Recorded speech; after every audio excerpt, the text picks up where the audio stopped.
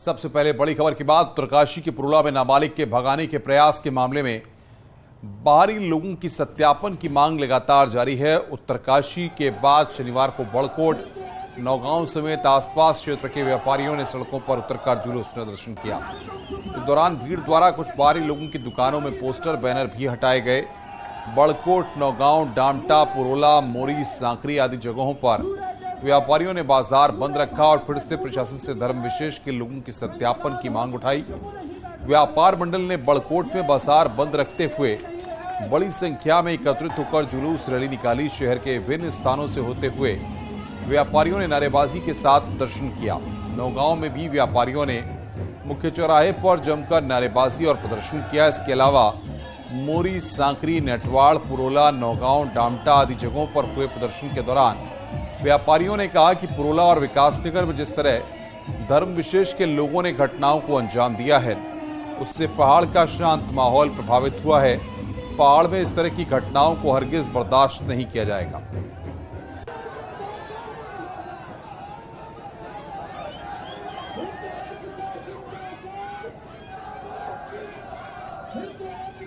उत्तराखंड देवभूमि से ये संदेश जाना बहुत जरूरी था। आए दिन की घटनाएं सब देख रहे हैं और हृदय कांप रहा था। दिल दहला देने वाली जो घटनाएं हो रही हैं उत्तराखंड देवभूमि में, ये कश्मीर जैसा माहौल बनता जा रहा है। ये बिल्कुल देवभूमि के लिए तो बिल्कुल अच्छा नहीं है। मुल्क के अंदर बाहर से फंडिंग हो रही है और उनको उकसाया जा रहा है इस तरह के कृत्य करने के लिए कि आप आपके सीमांत क्षेत्र में जाओ, वहाँ पे जमीनें खरीदो, लैंड जिहाद करो, उनकी बच्चियों को फंसाओ। पैसा पहाड़ में, जैसा कि आप सबको विदित है कि पहाड़ों में रोजगार के कोई संसाधन नहीं है, यहाँ के लोग गरीब हैं। ये जो रैली निकाली हमारे बच्चों ने, ये इनकी अंदर की पीड़ा है। जब यहाँ की बेटियों पे, यहाँ की महिलाओं पे अत्याचार होना शुरू हुआ और ये लोग जो है अपने जो ये, मैं तो इनको जालिम बोलूंगी, क्योंकि जब इन लोगों को हमने अपनी दुकानें दे रखी है, अपने घर दे रखे हैं और यहाँ तक नहीं ठेके भी इन्हीं को दे रहे हैं, और आज ये हमारी छोटी छोटी बालिकाओं को ऐसे पहला कुछ। उत्तरकाशी के पुरोला में नाबालिग भगाने के मामले के बाद बाहरी लोगों के वेरिफिकेशन की मांग को लेकर आज बड़कोट आम लोगों और व्यापारियों ने सड़कों पर उतरकर जुलूस प्रदर्शन किया। इस दौरान भीड़ ने नाई की बंद दुकान पर डंडे बरसाए। वहां मौजूद पुलिस ने मामले को शांत कराया। नाई पर नशे का अवैध कारोबार करने का आरोप है।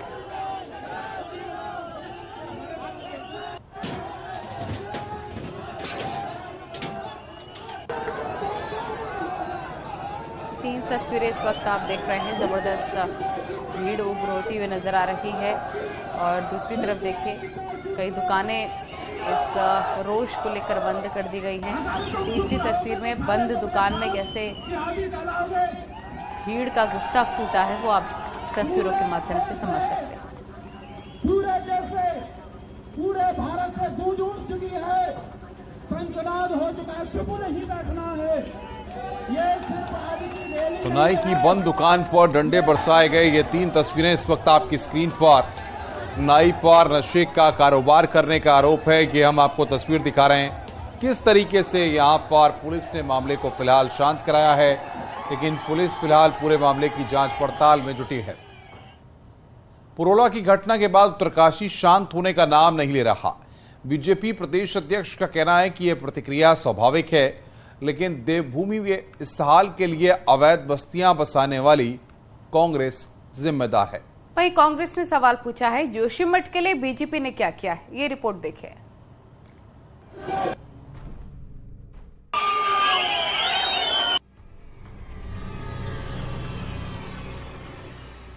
बड़कोट, पुरोला, नौगांव और मोरी में शनिवार को बड़ा प्रदर्शन हुआ।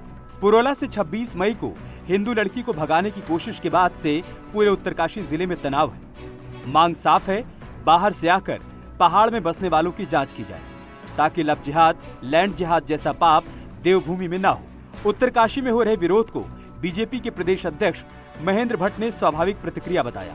साथ ही कहा कि इस हाल के लिए कांग्रेस जिम्मेदार है और कांग्रेस ने गलतियां ना की होती तो देवभूमि में कड़े धर्मांतरण कानून, समान नागरिक संहिता, अवैध मजार हटाने जैसे कदम उठाने की जरूरत ही नहीं पड़ती। कांग्रेस का तुष्टिकरण का नतीजा है, आज देवभूमि इस दिशा में बढ़ गई है। और मैं कह सकता हूँ आज भी जब इस समय प्रयास होते हैं तो कांग्रेस के प्रवक्ता, उनके नेता जिस प्रकार से तुष्टिकरण की नीति को अपना रहे हैं, उसके दुष्परिणाम भुगतने के लिए कांग्रेस को तैयार रहना पड़ेगा, क्योंकि अब जनता सड़कों पर आ चुकी है। तो कांग्रेस ने सवाल पूछा कि करोड़ों हिंदुओं की आस्था के केंद्र जोशीमठ को बचाने के लिए बीजेपी ने क्या किया। चलिए हम करते हैं बात दूसरी, आप क्यों नहीं करते? जिस धर्म के नाम पे वोट खा रहे हो, जिस धर्म के नाम से आप राजनीति करते हो, उस धर्म की क्या रक्षा कर रहे हो? 80 करोड़ से ज्यादा हिंदुओं के आस्था का केंद्र जोशीमठ की तुमने ऐसी तैसी कर दी, बर्बाद कर दिया पूरा जोशीमठ। पुरोला की घटना के बाद से पूरे उत्तरकाशी में माहौल बदला हुआ है। रेहड़ी, फेरी और ठेली वालों के खिलाफ लोकल लोगों का गुस्सा 7वें आसमान पर है। शहर शहर प्रदर्शन हो रहा है और धर्म विशेष का साथ देने से लेकर बस्तियां बसाने की बात पर बीजेपी और कांग्रेस आमने सामने है। देहरादून से न्यूज़ 18 के लिए दीपांकर भट्ट की रिपोर्ट।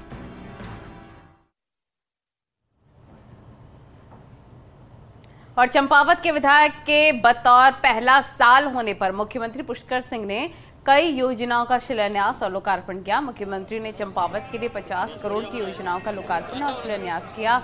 चंपावत का विधायक बनने के बाद सीएम ने 146 घोषणाएं की थी, जिसमें 56 घोषणाएं पूरी की जा चुकी हैं। उड़ीसा में हुए ट्रेन हादसे को देखते हुए सीएम ने सादे समारोह में कार्यक्रम किया। इस मौके पर मुख्यमंत्री ने कहा उनकी सरकार चंपावत के विकास में कोई कोर कसर नहीं छोड़ेगी। साथ ही सीएम धामी ने साफ किया है उत्तराखंड में लैंड और लव जिहाद के खिलाफ सख्ती से एक्शन होगा।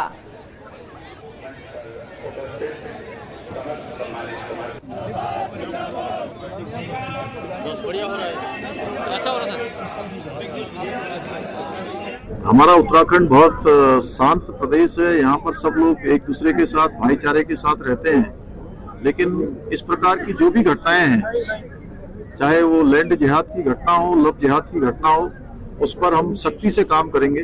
उस पर कोई भी हमारा टॉलरेंस नहीं होगा। चंपावत दौरे पर पहुंचे मुख्यमंत्री पुष्कर धामी ने आज न्याय के देवता गोलजू महाराज के मंदिर में पूजा अर्चना की और प्रदेश की उन्नति और प्रदेशवासियों के सुख समृद्धि के लिए कामना की।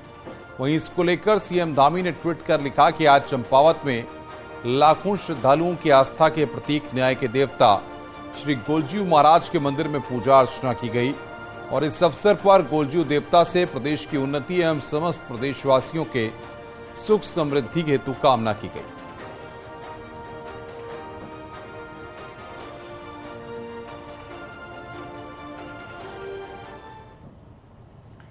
और कांग्रेस नेता हरीश रावत ने न्यूज़ 18 के कार्यक्रम 3 के तीर कार्यक्रम में सीएम धामी की तारीफ की और कहा एक साल में धामी जी का मूल्यांकन संभव नहीं है, लेकिन वे बहुत तेजी के साथ काम कर रहे हैं और लोगों से भी सीएम धामी मिल रहे हैं ग्राउंड जीरो पर जाकर। सुनिए और क्या कुछ कहा उन्होंने।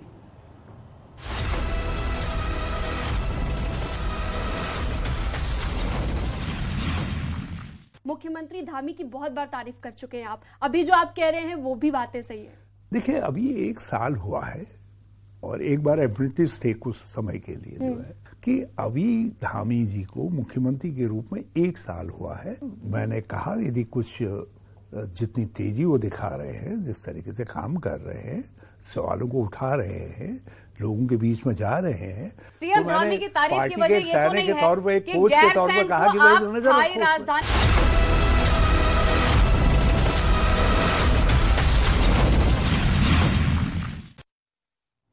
इसके साथ ही हरीश रावत ने न्यूज़ 18 के कार्यक्रम 3 के तीर कार्यक्रम में कांग्रेस को लेकर भी बातचीत की। हरदा ने कहा कि मैं पार्टी में कई अहम पदों पर रह चुका हूं और मैं किसी पद का लालची नहीं और मैं पार्टी का अनुशासित सिपाही हूं। लैंड जिहाद, कभी कुछ चीजें आती हैं, इस पर भी बात करेंगे।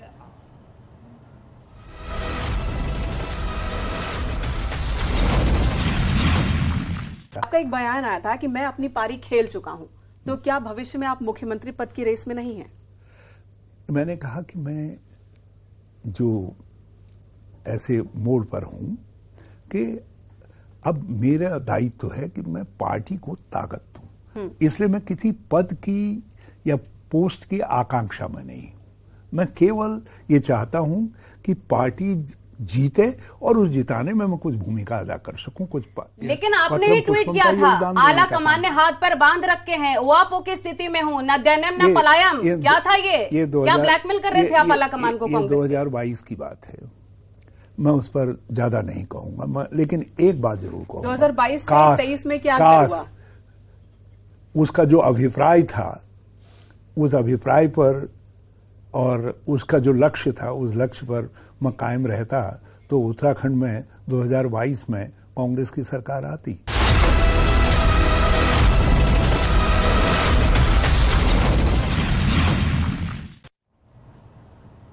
आज ऋषिकेश के दौरे पर पहुंचे आरएसएस सरसंघ चालक मोहन भागवत ऋषिकेश के परमार्थ निकेतन पहुंचकर कथा में शिरकत की।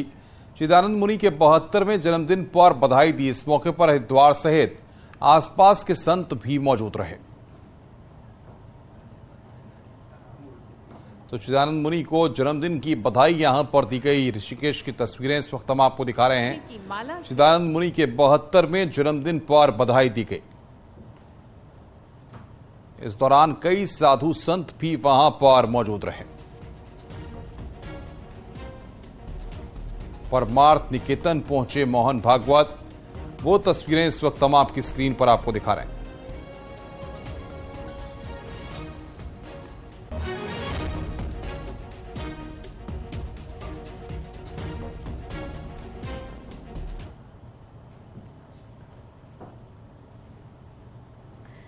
बीजेपी नेता और वक्फ बोर्ड के अध्यक्ष शादाब शम्स ने हज यात्रियों का जत्था दिल्ली से रवाना किया और इस दौरान मक्का मदीना जाने वाले यात्री हाथ में तिरंगा लिए नजर आए।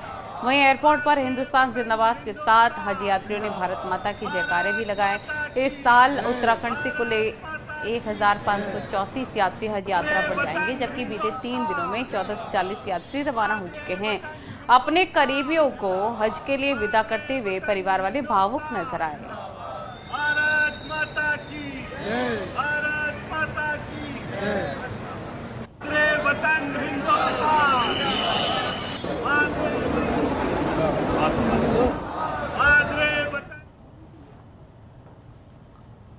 देहरादून में गैंगस्टर अतीक अहमद के सरकारी जमीन पर बनाए गए अवैध घर को आज बुलडोजर चलाकर ढहाया गया। बताते चलें कि पिछले साल तुतोवाला पटेल नगर देहरादून के रहने वाले अतीक अहमद के खिलाफ गैंगस्टर एक्ट में मुकदमा दर्ज हुआ था। अतीक के खिलाफ जमीनी धोखाधड़ी के कई केस दर्ज हैं। अतीक अहमद के फरार होने के बाद 25,000 का इनाम भी घोषित किया गया था। वसंत विहार पुलिस को पता चला था कि झांझरा में किराए का मकान लेकर अतीक अहमद रह रहा है, जहां से पुलिस ने दबिश देकर 5 मई को गिरफ्तारी की थी। इसके बाद जानकारी मिली थी कि अतीक अहमद ने अवैध तरीके से सरकारी जमीन पर मकान बनवाया हुआ है।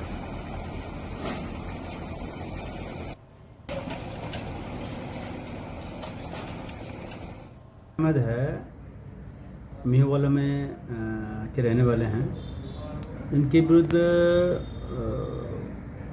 भूमि हड़पने और ये साथ साथ जो है आपराधिक जो आर्थिक अपराध से संबंधित बहुत सारे अभियोग पूर्व में जनपद लेवल पर पंजीकृत हैं और ऐसे आर्थिक अपराध करने वाले अपराधियों के विरुद्ध गैंगस्टर एक्ट के तहत कार्रवाई करने का अभियान चलाया गया था। अतिक्रमण पर सीएम पुष्कर सिंह धामी के सख्त रुख का असर अब जमीन पर नजर आने लग गया है। कुमाऊं के सबसे बड़े बाजार और मंडी में अतिक्रमण करने वाले लोग अब खुद ही अतिक्रमण हटाने लग गए हैं। सालों से सरकारी जमीन पर कब्जा कर ये लोग अपना कारोबार कर रहे थे, लेकिन सरकार की सख्ती के आगे इस बार उनकी एक नहीं चली। यहाँ तक कि जिस जगह से अतिक्रमण 1-2 हफ्ते पहले हटाया गया था, वहां भी लोग अतिक्रमण करने की हिम्मत नहीं जुटा पा रहे थे। नहीं आइए भाई, इधर आइए, छोड़ दीजिए अंकित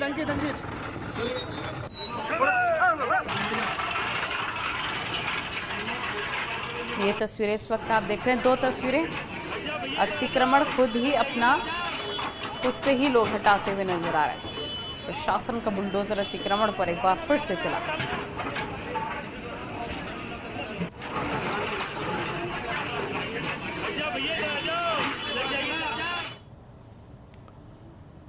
आगे बढ़ते हैं। लच्छीवाला के पास टोल प्लाजा के पास टोल कर्मी और स्थानीय लोगों की झड़प हुई, जिसमें पुलिस ने दोनों पक्षों पर मुकदमा दर्ज किया है। बताया जा रहा है कि टोल न देने को लेकर दोनों पक्षों में झड़प हुई है। एफआईआर में मारपीट और लूट का आरोप भी दोनों पक्षों की ओर से दिया गया है। वहीं स्थानीय लोगों में कुछ ने अपने को बीजेपी का कार्यकर्ता बताया तो कुछ ने किसान यूनियन के कार्यकर्ता होने की बात कही है। हालांकि पुलिस ने दोनों पक्षों की ओर से मामला दर्ज कर लिया है और आगे की जांच जारी है। अक्सर लच्छीवाला टोल प्लाजा पर मारपीट की घटनाओं को लेकर ये पूरा एरिया सुर्खियों में रहता है।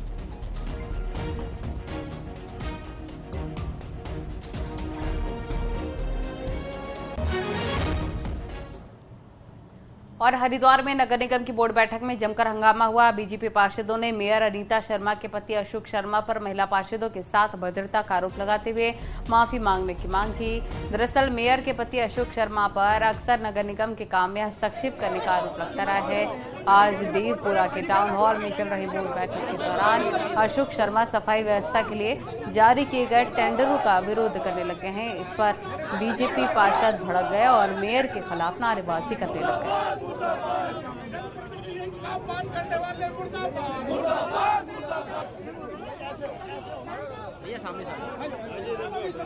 भैया साइड में बैठ जाओ भैया।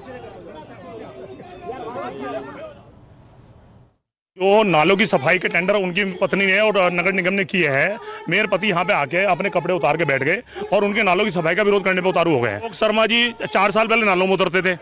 बीच में पिछले साल जब इलेक्शन थे तो वो लड्डू बांट रहे थे और दूध पिला रहे थे कि परिवर्तन परिवर्तन परिवर्तन होने जा रहा है। अब वो परिवर्तन भी समाप्त हो गया। अब ये आदमी बाहर बैठा है तो उसे बैठने का अधिकार नहीं है? एक महिला को दबाना चाहते हैं। महिला कभी दबने वालों में नहीं है, या कोई भी हो महिला। पर मैं अपने भविष्य में कुछ नहीं सुनूंगी क्योंकि वो एक समाज सेवी है, समाज सेवा कर रहे हैं। बागेश्वर के कांडा क्षेत्र के जंगलों में बीते 3 दिनों से आग लगी हुई है। जंगलों की आग अब सड़कों तक पहुंच चुकी है। जंगलों में लगी आग से वन संपदा को नुकसान पहुंच रहा है। धीरे धीरे जंगल के काफी बड़े हिस्से में आग फैल रही है। बीते 3 दिन से बारिश न होने से जंगलों में आग लगने की घटनाएं बढ़ने लगी हैं।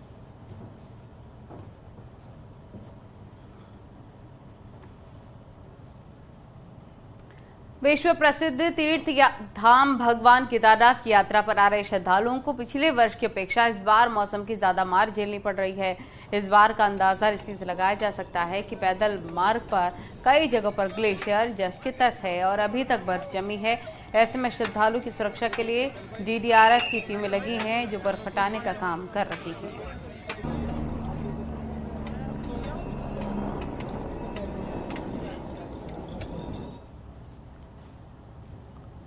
उत्तराखंड में पल पल बदल रहे मौसम ने कृषि, बागवानी, पर्यटन पर ऐसा असर डाला है कि काश्तकार से लेकर मौसम वैज्ञानिक भी चिंतित हैं। सबसे ज्यादा नुकसान मौसमी फलों को हो रहा है और जो कि बाजार से गायब हो गए हैं या जो हैं वो भी एकदम बेस्वाद हैं। ये रिपोर्ट देखिए।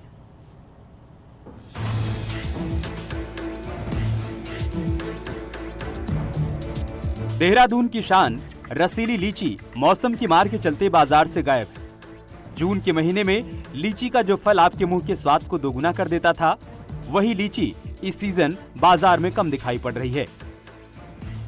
मई में आंधी तूफान ने न सिर्फ लीची बल्कि आम, खुमानी और आड़ू जैसे फलों को काफी नुकसान पहुंचाया है। यही हाल पर्यटन व्यवसाय से जुड़े लोगों का भी है। जहां बारिश के चलते 4 धाम यात्रा प्रभावित हुई है, तो वहीं देहरादून, अल्मोड़ा, मुक्तेश्वर और चमोली जैसे जिलों में पिछले 2 दिनों में बारिश के चलते तापमान 5 से 7 डिग्री तक गिर गया था। लेकिन शुक्रवार को मौसम साफ हुआ। देहरादून में तापमान जहां 29 डिग्री तक पहुंच गया, तो वहीं अल्मोड़ा और मुक्तेश्वर जैसे इलाकों में तापमान सामान्य से 2 डिग्री ऊपर है। फल लीची हो गई, पूलम हो गया, आड़ू हो गया, जो चीज मतलब जो छटके आती है उस पेड़ों पे से बरसात की वजह से जो हल्का होता है उसे अलग कर देते हैं, जो सही होता है उसे अलग कर देते हैं, इसलिए वो इस वजह से वो महंगा आता है। मौसम वैज्ञानिक मानते हैं कि इस तरह का मौसम नया नहीं है। साल 2013, 2017 और साल 2019 में भी मौसम में बदलाव दिखा था, जिसकी वजह से फसलों को काफी नुकसान हुआ था। वहीं भूगर्भीय वैज्ञानिक बताते हैं कि पिछले 4 सालों में इस तरह के बदलाव नोटिस किए गए हैं। कि टेम्परेचर काफ़ी कम रहे हैं, 4-4, 5-5 डिग्री से भी कम रहे हैं, मैक्सिमम भी और मिनिमम भी। तो इसकी वजह से जो भी फल आदि पकने की समय था उसमें जो है फर्क पड़ा है। यानी अप्रत्याशित मौसम ने कृषि के साथ साथ बागवानी और दूसरे सेक्टर को भी प्रभावित किया है, जो बताता है कि बेमौसम बारिश और बेतहाशा गर्मी अब असर दिखा रही है। न्यूज़ 18 के लिए देहरादून से भारती सकलानी उनियाल की रिपोर्ट।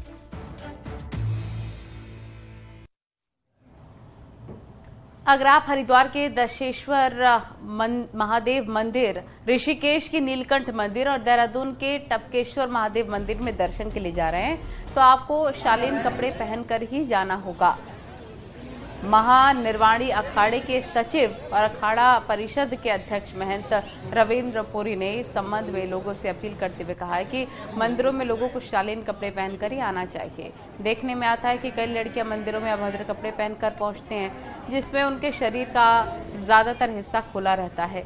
इससे न सिर्फ धार्मिक स्थल की गरिमा को ठेस पहुंचती है, बल्कि वहां मौजूद दूसरे श्रद्धालु और पुजारी भी असहज महसूस करते हैं। आगे बढ़ते हैं। टिहरी डैम की झील से प्रभावित गांव के ग्रामीणों को बड़ी राहत मिली है। टीएसडीसी द्वारा झील प्रभावित 3 गांवों के परिवारों के पुनर्वास के लिए 100 करोड़ रुपए की एकमुश्त धनराशि जारी कर दी गई है। अब झील प्रभावित उठड़, भटकंडा, सिल्ला उप्पू के करीब 56 परिवारों का पुनर्वास जल्द हो पाएगा। नैना देवी बर्ड कंजर्वेशन को जल्दी चिड़ियाघर के अंदर लाने की तैयारी हो रही है। बाकायदा इसका पूरा खाका तैयार किया गया है और शासन की अनुमति का इंतजार है। वहीं इसके लागू होने से चिड़ियाघर की आय बढ़ने के बाद स्थानीय 150 से ज्यादा युवाओं को रोजगार मिलेगा। रुक रहे हैं यहां पर एक ब्रेक के लिए। खबरों का सिलसिला लगातार जारी है।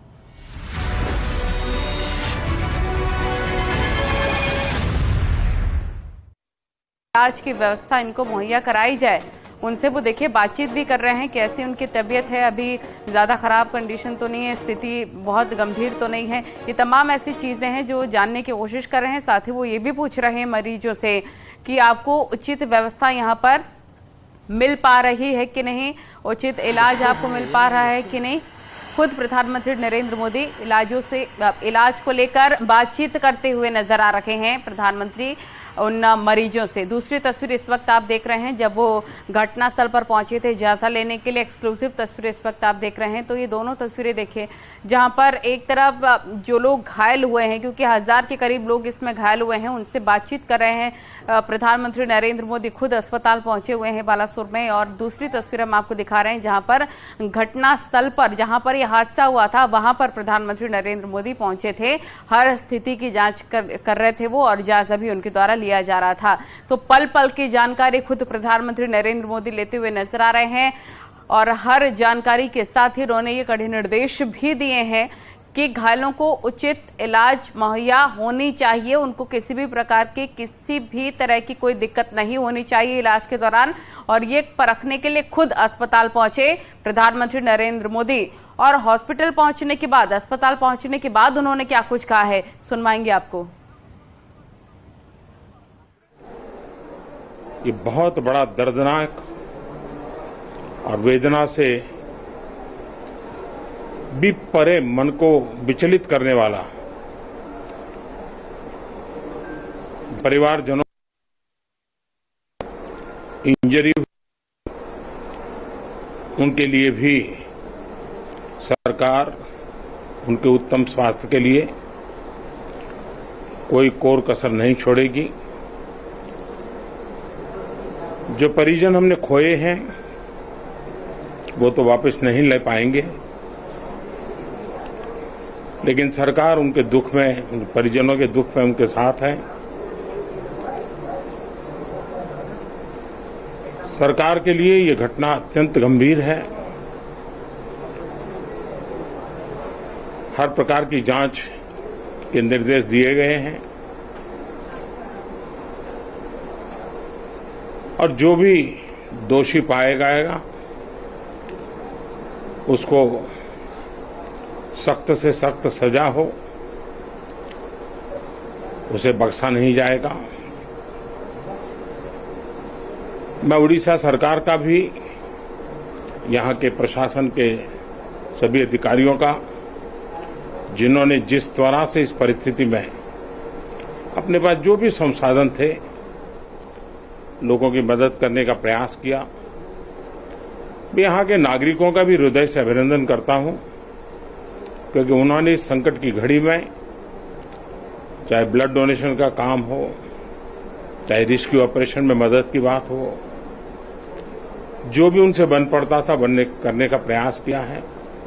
खास करके इस क्षेत्र के युवकों ने रात भर मेहनत की है। मैं इस क्षेत्र के नागरिकों का भी आदरपूर्वक नमन करता हूं कि उनके सहयोग के कारण ऑपरेशन को तेज गति से आगे बढ़ा पाए। रेलवे ने अपनी पूरी शक्ति, पूरी व्यवस्थाएं रेस्क्यू ऑपरेशन में आगे रिलीफ के लिए, और जल्द से जल्द ट्रैक रिस्टोर हो, यातायात का काम तेज गति से फिर से आए, इन तीनों दृष्टि से सुविचारित रूप से प्रयास आगे बढ़ाया है। लेकिन एक दुख की घड़ी में मैं आज स्थान पर जाकर के सारी चीजों को देख करके आया हूं। अस्पताल में भी जो घायल नागरिक थे उनसे मैंने बात की है। मेरे पास शब्द नहीं है इस वेदना को प्रकट करने के लिए, लेकिन परमात्मा हम सबको शक्ति दे कि हम जल्द से जल्द इस दुख की घड़ी से निकले। मुझे पूरा विश्वास है कि हम इन घटनाओं से भी बहुत कुछ सीखेंगे और अपनी व्यवस्थाओं को भी और जितना नागरिकों की रक्षा को प्राथमिकता देते हुए आगे बढ़ाएंगे। दुख की घड़ी है। उड़ीसा